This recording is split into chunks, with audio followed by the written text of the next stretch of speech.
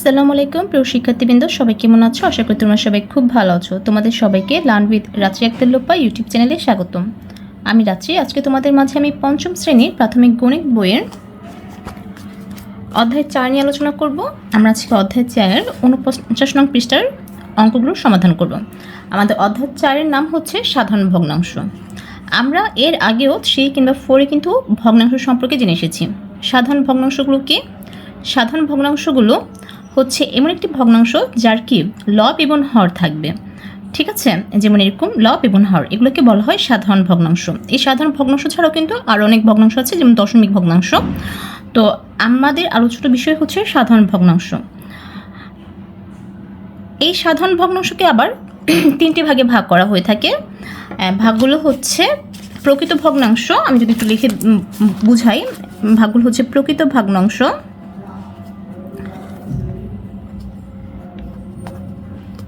আরেকটা হচ্ছে অপ্রকৃত ভগ্নাংশ,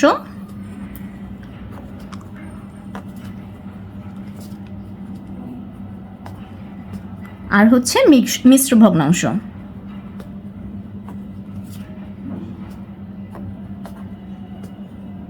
ঠিক আছে, এখন আমরা যদি বলি প্রকৃত ভগ্নাংশটা কি। প্রকৃত ভগ্নাংশ হচ্ছে যে ভগ্নাংশের হর বড় এবং লব ছোট। ধরো হর হচ্ছে 3 এবং লব হচ্ছে 2, এই জিনিসটাকে বলা হয় হচ্ছে প্রকৃত ভগ্নাংশ।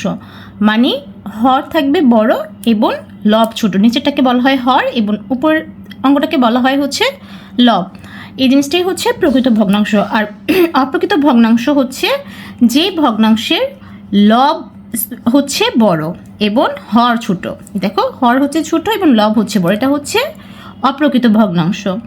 আর মিশ্র ভগ্নাংশ হচ্ছে একটা পূর্ণ সংখ্যা। যেমন পূর্ণ সংখ্যা বলতে 1 2 3 4 5 এরকম করে সংখ্যাগুলোকে হচ্ছে পূর্ণ সংখ্যা বলে। একটি পূর্ণ সংখ্যা থাকবে, যেমন 4 একটি পূর্ণ সংখ্যা, এর সাথে থাকবে হচ্ছে একটি প্রকৃত ভগ্নাংশ। যেমন হর হচ্ছে 3 আর লব হচ্ছে 2, এই জিনিসটাকে বলা হয় মিশ্র ভগ্নাংশ। মিশ্র ভগ্নাংশকে কিন্তু আমরা অপ্রকৃত ভগ্নাংশে রূপান্তর করতে পারি। কিভাবে সেটা আমরা শিখবো। আজকে আমাদের আলোচ্য বিষয় হচ্ছে কিভাবে মিশ্র ভগ্নাংশকে অপ্রকৃত ভগ্নাংশে রূপান্তর করা যায়। আমি আরেকটা কথা বলি, প্রকৃত ভগ্নাংশের মান সবসময় কি হবে? 1-এর চেয়ে কম হবে। কি হবে? মান হবে সবসময় 1-এর চেয়ে কম, এটা তোমরা মনে রাখবে।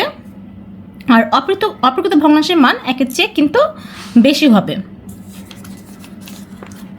আমরা যদি এখন বইয়ে ফিরে যাই, দেখো লেখা আছে আমরা কিভাবে মিশ্র ভগ্নাংশকে অপ্রকৃত ভগ্নাংশে রূপান্তর করতে পারি। আচ্ছা, মিশ্র ভগ্নাংশকে অপ্রকৃত ভগ্নাংশে রূপান্তর করার নিয়ম হচ্ছে, এই যে পূর্ণ সংখ্যাকে আমরা কি করব, যে হর থাকবে হরের সাথে গুণ করব এবং লব যে থাকবে সেটা যোগ করে দেব। তাহলে কি আমরা পাবো হচ্ছে অপ্রকৃত একটা ভগ্নাংশ।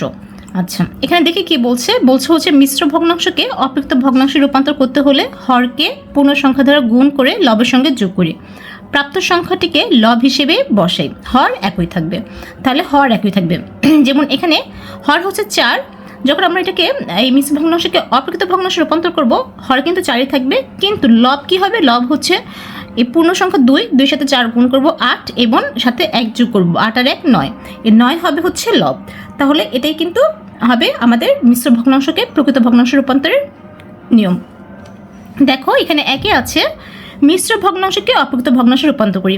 এখানে দেওয়া আছে একটা মিশ্র ভগ্নাংশ, এটাকে যদি আমরা অপ্রকৃত ভগ্নাংশে রূপান্তর করতে যাই, তাহলে আমাদের প্রথমে দেখো দেওয়া আছে, আমরা প্রথমে 3, এই যে হর ছিল এই হর 3 লিখব, আর সাথে কি করব, একই সাথে এই যে পূর্ণ সংখ্যার সাথে 3 গুণ করব, 1 গুণন 3।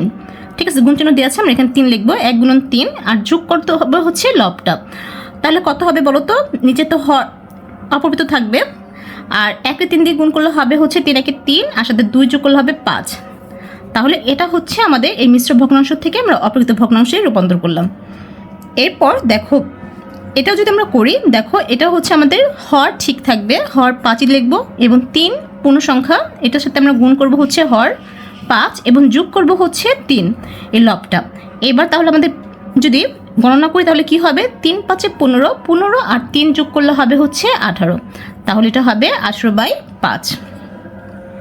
2 বলেছে রং করিও খালি ঘর পূরণ করি। আমরা যদি রং করি, দেখো এখানে লেখা আছে নিচে হচ্ছে 3, আমরা প্রথমে 3 রং করব। ঠিক আছে, 3টা ঘর রং করব, 1 2 3, 3টা ঘর যদি আমরা রং করে ফেলি এভাবে, এরপর আমরা কি করব, উপরে আছে 2, তাহলে 2 দুইটা আবার আমরা কি করব, এই দুইটা ঘর রং করব, ব্যাস। ঠিক আছে, তাহলে আমরা যদি এটা আমরা লিখি 3 3ই থাকবে, হর অপবৃত থাকবে 3 একে 3, আর 3কে 2 দিয়ে যোগ করলে হবে হচ্ছে 5। ওকে, আশা করি তোমরা বুঝতে পেরেছো। এই পরেরটা সেমভাবে আমরা কি করব, রং করব। আমরা প্রথমে কি করব, 3 5 15, এই 3 5 15, 15টা ঘর রং করব। প্রত্যেকটা ঘরে 5টি করে আছে, তাহলে এই পর্যন্ত 15টা ঘর হবে। এই ঘর পর্যন্ত আমরা রং করব, আর উপরে আছে 3, এই 3টা ঘর রং করবো, 1 2 3। আমাদের এই পর্যন্ত রং করতে হবে, তাহলে আমরা এই পর্যন্ত রং করলে আমাদের রং করা হয়ে যাবে। আমরা এখানে লিখবো নিচে 5, আর 3 5 15, আর 3 18। আশা করি বুঝতে পেরেছ। আমরা এরপরে যদি দেখি, একে আছে অপ্রকৃত ভগ্নাংশে প্রকাশ করি। এই যেখানে মিশ্র ভগ্নাংশ দেওয়া আছে 5টি, এগুলোকে আমাদের অপ্রকৃত ভগ্নাংশে রূপান্তর করতে হবে। আমরা এই কাজটা কীভাবে করব দেখো, আমরা করে রেখেছি খাতায়। প্রথমটা ছিল হচ্ছে 3, এটা পূর্ণ সংখ্যা, আর হর ছিল হচ্ছে 2, আর উপর লব ছিল 1। এটাকে আমরা যদি মিশ্র ভগ্নাংশে অপ্রকৃত ভগ্নাংশে রূপান্তর করতে যাই, তাহলে হচ্ছে আমাদের হর 2 থাকবে, 3-এর সাথে 2 গুণ করব এবং যোগ করব হচ্ছে লবের 1টা। এবার যদি আমরা নিচের হর 2 থাকবে, 3 দুগুণে 6, আর 6-এর সাথে 1 যোগ করলে হবে হচ্ছে 7। এরপর আমাদের 2 নাম্বারটা হচ্ছে হর তো ঠিকই থাকবে 6, 2-এর সাথে 6 গুণ যোগ 5, 6 দুগুণে 12, আর 5 হচ্ছে 17। আশা করি বুঝতে পারছো। এরপর হচ্ছে 3 নাম্বারটা 9 হর থাকবে, 4কে 9 দিয়ে গুণ করব এবং যোগ 4, 4 9 36, আর 4 যোগ করলে হবে 40, তাহলে 40/9। 4 নম্বরটা হচ্ছে 8 থাকবে হরের জায়গায়, 3কে 8 দিয়ে গুণ যোগ 5, 3 8 24, আর 5 যোগ করলে হবে হচ্ছে 29। এরপর এটা হচ্ছে 10 নিচে থাকবে, 2কে 10 দ্বারা গুণ করব এবং 7 দ্বারা যোগ করব, 10-এ হচ্ছে 20, আর 7 যোগ করলে হবে হচ্ছে 27, 10/27। আমরা আমাদের 49 নম্বর পৃষ্ঠার অঙ্কগুলো কিন্তু আমরা করলাম। আশা করি তোমরা বুঝতে পেরেছো। আজকের ক্লাসটি হচ্ছে এই পর্যন্তই। তোমাদের কেমন লেগেছে অবশ্যই আমাকে কমেন্টস করে জানাবে। ভালো লাগলে বন্ধুদের সাথে শেয়ার করবে, আর আমি নতুন হয়ে থাকলে সাবস্ক্রাইব করতে ভুলবে না। সবাই ভালো থাকো, সুস্থ থাকো, আল্লাহ হাফেজ।